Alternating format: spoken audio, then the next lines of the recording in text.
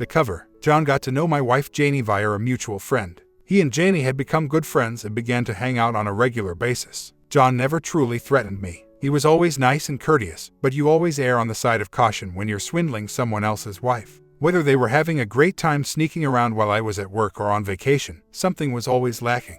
They later informed me of this. One night in December, they made the decision to complete the puzzle's missing piece. After supper, Janie invited John to come play cards at our house. About 8 o'clock at night, he arrived, and Janie greeted him. She gave him a hug, which didn't seem all that strange to me. After all, they were pals. First, I got John a beer from the refrigerator and we sat down on the sofa. Upon my return, John and Janie were seated together, their hands clasped together and resting on his leg. "What's going on, guys?" Their features conveyed the look of someone who needed to break some bad news, so I asked. "Well, sweetheart," she uttered, "we have something we need to tell you, but we'd rather you be sitting down." I sat down, as seemed appropriate, and she continued to explain. "So, for the past few months, John and I have been physically involved. We care for each other, you see, and it started with this chemistry that was bigger than each of us." She thought to herself, "I also care about you and I didn't want to cheat on you, so we have an arrangement we'd like to propose." John continued from Janie's position. "We just can't seem to get enough of each other. We wanted to involve you in our little tryst, but there's simply too much there to overlook.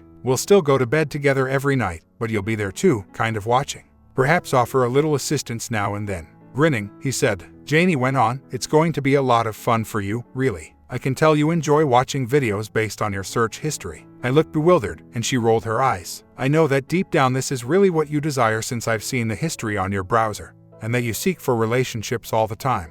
Honestly, that's also what will work best for our marriage." John started over. "So, a signed paper is what we require from you. A straightforward declaration that every party to the agreement has accepted these terms." Janie took out some papers from her purse, and I went through them. If the arrangement fell through, some provisions said that she and John would be released from any liability, and I would initiate divorce proceedings. Certain provisions permitted sharing a shower and sleeping quarters as well as kissing and snuggling. I sat there, speechless, unable to think of anything to say. Janie made her argument. "Look, I love John and everything he can do for me just as much as I love you. I can't just stop feeling the way he makes me feel, even if it's nothing personal. I am aware that he thinks the same thing about me." John agreed by nodding his head. "So, sign the contract, babe. This is the way it's going to be from now on." How was I supposed to proceed? Though I was quite sure I didn't want a divorce, I wasn't sure how I would feel about seeing Janie being screwed by another man. I glanced back at the two of them, their hands still clasped together but now resting on her thigh. Janie gave me a serious look and added, "Perhaps this will persuade you to sign." She brought John's face to hers and started kissing him, as I watched. He touched her cheek in reply, returning the favor. A part of me was in shock at what I was seeing. My wife was kissing another man there. "Look, he likes this," he shouted. Janie gave me the pen at that point. With pen in hand, I gazed at the contract and let out a sigh. Not sure if this was the appropriate thing to do, but I couldn't keep it a secret from them. Now, the story was unique up to this point. The man now receives a pair of balls. I had done a good deal of research. However, it was for a case I was handling. You see, in addition to running my own security business, I serve as a private investigator and frequently assist with divorces. I had obviously done much too little research. That's why I switched into investigator mode, something I doubt they anticipated. I took out my tiny tape recorder and pressed the record button. Just to be clear, in order to prevent any misunderstandings in the future, I would like to record our chat. You know, for my own peace of mind, only. This document has a lot of legal jargon. It appears that both of you have already signed and had your signatures notarized. "Yes," replied John, "that's right. Our goal was to save time. We anticipated your support for this. Our notary, Geraldine, will be in to notarize your acceptance shortly. After that, we can begin having fun." He had the Christmas-time smile of a child. "To be precise, how long have you two been having sexual relations behind my back? It amazes me that I missed the mark." Janie spoke up. "Well, John and I have been having an affair for the last 2.5 of our 4.5 years of marriage. And please do not use those words to describe it. We have been in a relationship for a very long time and he is my soulmate. Really, now I was getting a bit carried away. Now hurry up, Richard. Don't become too conceited. She's a sufficient woman for the two of us." My marriage was over, I thought as I looked at them. I picked up the pen, wrote something, and stood. I hope that is satisfactory. I presented the document to them. "Oh, heck no," was what I had written on the signature. Janie screamed as she took a glance at the contract. "Sorry, Guy, I don't share well. Now see here, Richard." I had been using my thumb to cover my lips as I shook the beer bottle in my palm. After taking the contract, I put it in my back pocket. Then I took my thumb off the opening and aimed the bottle toward my soon-to-be ex-wife and the woman who used to be my friend. The liquid spray struck each of them squarely in the face. Amidst calls to return, I turned and retrieved my briefcase, laptop, and jacket. Then, I opened the front door, not sure where I was heading. I gave the notary Geraldine a hard smack on the butt. "Your show, woman. You must be Richard." "Oh, crap. You ain't lying, woman." After getting inside my truck, I retracted to the driveway's base. I shift into drive, cutting the wheels to the left, and let it roll through her rose beds and across the front lawn. I clipped the Lexus's left rear quarter panel as I rolled off the curb. Juvenile, I know, so go ahead and sue me. He was still alive, at least. I took a car to her parents' home. Even though I had a strong affection for my in-laws, I decided to take the initiative and avoid being the antagonist. My phone was inundated with texts and messages. After a while, the calls and texts ceased when the inbox filled up completely. I parked in her parents' driveway and opened my door. Shortly after I heard, all right, I quote him coming. I was leaning on the doorbell. The porch light came on, and I saw her father in person. It didn't seem like Judge Thomas Smith was in a good mood. "Richard, at this hour, what are you doing here? And Janie, where is she?" "I don't know where the hell she is, certainly not on this damn planet." My in-laws, my mother and father-in-law, had always shown me affection and dignity, despite the fact that they also had a son with my soon-to-be ex-wife. I set my mini-tape recorder on the kitchen table and gave the judge the contract. "What the hell is this?" I said. "Read it." His eyes grew irritated as he began to read. He inquired, "Is this for real?" I flipped on the cassette player, and it began where I had inquired about recording the talk to avoid any miscommunication. His wife was listening to it when all of a sudden the bathrobe she was clutching close slipped open and she covered her mouth with her palm. She let out a gasp, and the robe flew open to show her sultry black nightgown. Yes, I thought to myself, his night is wrecked. After reading through, he turned to face me. "I don't suppose there is any way around this, is there? What would you do in my situation?" He shuddered as his eyes dropped. "I understand, son." Their dated home phone rang at that very moment. The phone was answered by his spouse. "Hello, Mama. I have to talk to Richard immediately now if he's there." Her dad reached for the phone. "What about it, moron? Do the two of you have any issues?" On the other end, you could hear the astonishment and the shriek. "Dad, what topic are you discussing? Neither my mother nor you are affected by this. Between my spouse and me, this is. You ought to have a contract that makes it clear. If not, you've turned this into a family matter." The cries of "ooh, nuo, they know," were audible to me. "Goodbye, Janie," her father exclaimed into the phone before hanging up.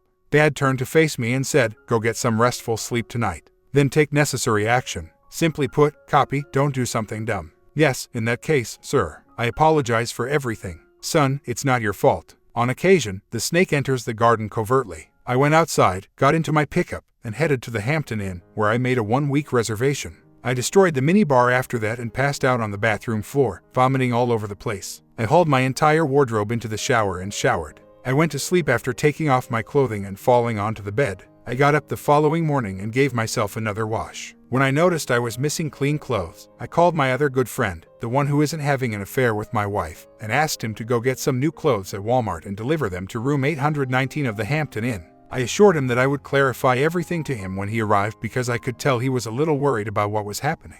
Oh, and grab a big cup of coffee and some muffins. Work hard, my friend. After that, I took control of my office and ordered my 2 closest friends to begin spying on this unsavory pair. I placed a hold on all of my accounts, personal and business, by calling the bank. After paying off all of our joint credit cards, I canceled them all. Next, in accordance with my business arrangement with the corporation, I called to deactivate her cell phone. After that, I called to have our house's utilities turned off. I gave my legal acquaintance a call, and she gave me the name of a divorce lawyer. If you want the most bloodshed possible, my brother is excellent. Inform him that I forwarded this message. This seems like a no-brainer and could turn out to be a historic choice. I gave her brother a call, and at that point Gerald arrived. I got ready, and we started preparing breakfast with the supplies. I told my soon-to-be lawyer what had transpired and what I needed, and I also updated him on yesterday's happenings. He instructed me to bring everything to his office by approximately 3 p.m. We would devise a strategy for war. Gerald could not believe it. It's unbelievable that she would do this. Not to be dishonest, but to make the suggestion of a formal contract. Additionally notarized. Explain it to me. I still have some tasks to complete.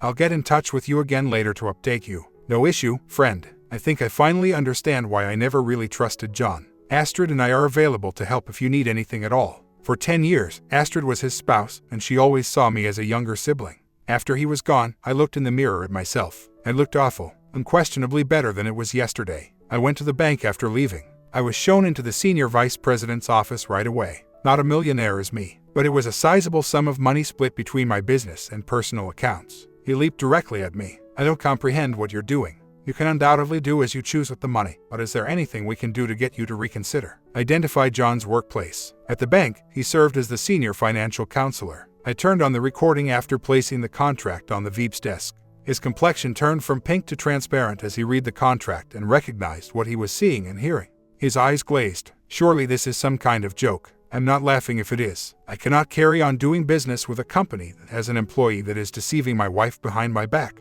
My voice had grown to a low roar, and I'm sure everyone in the vicinity could hear what I said. I took the recording recorder and the contact out of his trembling hand. How many other clients have received the same treatment, I wonder? You can let John Samuels know that he will shortly get legal documents. Greetings, sir. I pivoted and departed. I heard him yell, "Get Samuels in here now." As I walked by his office space, I laughed. I made 3 copies of the contract at a stationery supply store. I decided it would be better to hold off on presenting the original until after I gave it to my lawyer. I next visited my insurance agent, whose soon-to-be ex-wife was employed there. Ms. Daphne Loria, the owner, brought me into her office. As I crossed their bullpen area, I believed I heard a Richard being strangled. "This is fantastic," I grinned. As I walked in, Ms. Loria stood up and accepted my hand. "It's fantastic to see you, Richard. How may we assist you?" She appeared agitated and uncomfortable. "You are aware of my purpose for being here, Daphne. With immediate effect, I am terminating all of my insurance with your company, and I would like a check for my refund immediately. I refuse to do business with anyone who would hire a slutty, dishonest, and promiscuous woman."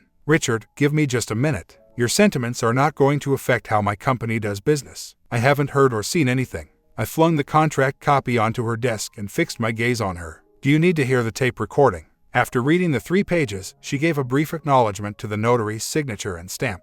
A chill ran up her spine. "One moment, please." She activated the intercom. "Janie, would you please come to my office now?" A few moments afterward, the soon-to-be ex-wife entered the office clearly shaken. "Are you fired, Janie?" "Yes, Ms. Loria. After tidying your desk, walk away." "Right away." Janie stumbled, then fainted. Many people came and made a big deal out of her. Ms. Loria stood up and inquired about the status of my choice. Standing up, I shook her hand. "Working with a highly moral professional is pleasant. I believe I can leave my business in its current state." I turned and drove to the attorney's office, stepping over my slumbering ex-wife. Nathaniel Sampson was the name of my attorney. He appeared younger than me, yet he was a little older. He was observant, though. He showed me around his workplace. After asking whether I wanted anything to drink, he had his secretary fetch us some waters. "Now, Richard, after speaking with my sister, it appears that she believes I will find this enjoyable. What then do you possess?" I unfolded my tape player and produced the original contract. The tape ended, and he was listening to it, but it seemed that the contract had greater fascination for him.